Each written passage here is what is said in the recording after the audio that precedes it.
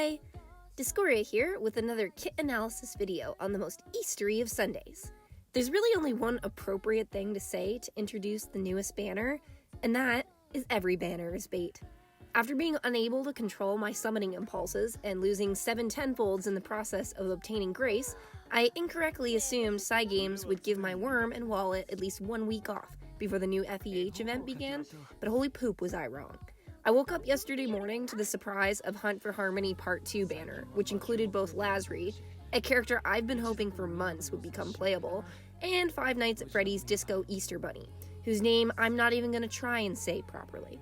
But wait, there's more. Then I see on Twitter this banner will have a 4-star.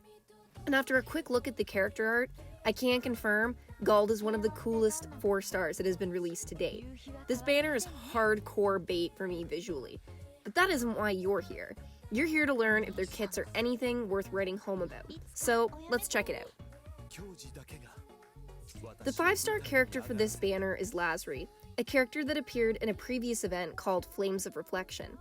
Lazry is a water axe, which is great, because water is still an element lacking in unit choice compared to some of the others, though that is actually most elements versus dark at this point. So, moving on down. Lazry's S1 Smithy Spin inflicts Frostbite, which is a green flag for me generally right away. I don't know the charge rate for her S1, but they generally charge pretty quickly, so when I read that an S1 inflicts a condition, that is usually a good start for a kit being effective. This is a good time to mention Lazry reintroduces the stance changes introduced to us by Valerio and Mitsuba previously. Lazry, at any time, can switch between low power mode and high power mode, and this changes the effects of her skills. Low power mode for Lazry's S1 inflicts Frostbite as mentioned earlier. High power mode for Lazry's S1 increases damage dealt by the next skills cheeses by 20%. With her S2 in low power mode, it boosts the entire team's strength by 15% for 15 seconds and critical rate by 10% for 15 seconds. And in high power mode, it immediately fills the entire bar for her S1, allowing it to be used immediately. With 2 stances and 2 different effects for her S1 and S2, you begin to get into a complex situation to maximize Lazry's effectiveness. You'll need to pay close attention to fight details to determine the best combination of skills and stances, and timing will likely be important as well.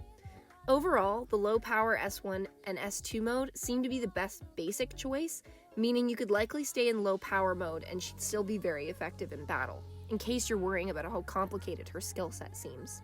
On top of her useful skills, Lazry's Coab increases the team's defense by 15%, standard axe wielder fare, while her Chain Coab increases water-attuned team members' strength by 13% for 15 seconds when they successfully inflict Frostbite.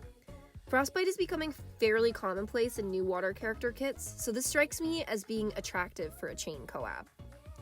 Lazry's abilities include Frostbitten Punisher, increasing damage to frostbitten enemies by 30%, 100% burn resistance, and a skill damage boost of 35% when her HP remains above 70%. Overall, when you consider Lazry's Coab, Chain Coab, and then abilities on top of her skill set, I would say Lazry shapes up to be an incredibly powerful unit, though without testing, I always recommend taking what I say with a grain of salt. Her kit has wonderful flow, and I feel strongly that in practice, she's going to pack one hell of a punch. If FEH wasn't starting next week, I would absolutely be spending wyrm until I pulled her, but with a limited banner right around the corner, I just can't do that. Hopefully she'll pity break me during the FEH banner. On to the dragon. Cygames would like to introduce their very first Five Nights at Freddy crossover, the water element Gaibhne and Gaibhne. There is no chance at all of me pronouncing those names correctly, so dissuade the notion from your mind. Gaibhne's skill summons an incredibly colorful disco ball and dancer team, and also a buff zone that lasts 10 seconds and gradually fills the skill gauges of those that are dancing inside of it. Gaibhne's ability includes boosting water-attuned user strength by 45%, and a very unique and interesting ability that allows the water-attuned user to fill 35% of a skill gauge after using that skill. This dragon has massive utility, and is at least as good as Halloween Mariety, and probably better. Time and testing will tell the exact usefulness of having your character's skill gauge partially fill again each time they use a skill, but on the face of it, I'm confident that this is going to be extremely powerful. I would normally be recommending a summon for this dragon, but again, FEH is next week, people. Hold on to your wyrm. This is going to be a permanent pool summon edition, so just like Lazry, it's definitely going to pity break you down the road somewhere when you're desperately pulling for some other unit. So, last but not least, we have Gauld. Gauld doesn't have an image in the summoning banner for whatever reason I don't necessarily agree with, so you get to look at my wonderful home screen where I talk about Gauld. Gauld is a Waterlance attack unit, and boy does that not surprise me. With the most ballin' design I've seen for a character since Chelsea and Durant, Gauld storms the 4-star scene as a visually striking Roken character coming straight for my wyrm. Gauld's S1 Chaotic Fissure has 3 levels. The first level inflicts frostbite and causes frostbitten enemies to take more damage. Level 2 increases frostbite success rate, and level 3 increases the user's strength by 15% for 10 seconds. Gauld's S2 Stone Foundation immediately fills the skill gauge for Chaotic Fissure and increases the user's strength by 25% for 5 seconds.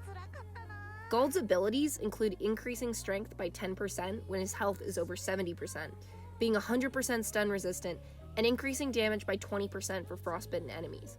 His co-ability increases team HP by 7%, and his chain co-ab increases the strength of water-attuned characters by 6% for 15 seconds when they inflict an enemy with frostbite. This benefits your entire team. Overall, I find this kit to be absolutely ballin' for a 4-star unit. If it was a 5-star, I'd be a little underwhelmed, but for a 4-star, I think it's great. Here we have another S1 inflicting frostbite, and my guess is that as a 4-star unit, that skill gauge is going to fill up pretty quickly. Also, Gauld's skill set is designed to keep his S1 gauge filled so you can ensure that you're repeatedly trying to inflict frostbite and taking advantage of his frostbitten Punisher ability. This character would have great synergy with Lasry. And would make good use of the new Horror Easter Dragon as well.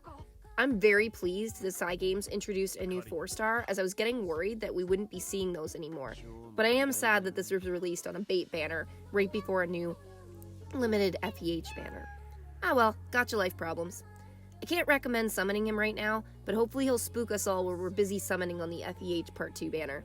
Thank you for joining me for an evening with Kits, the Hunt for Harmony banner Part 2.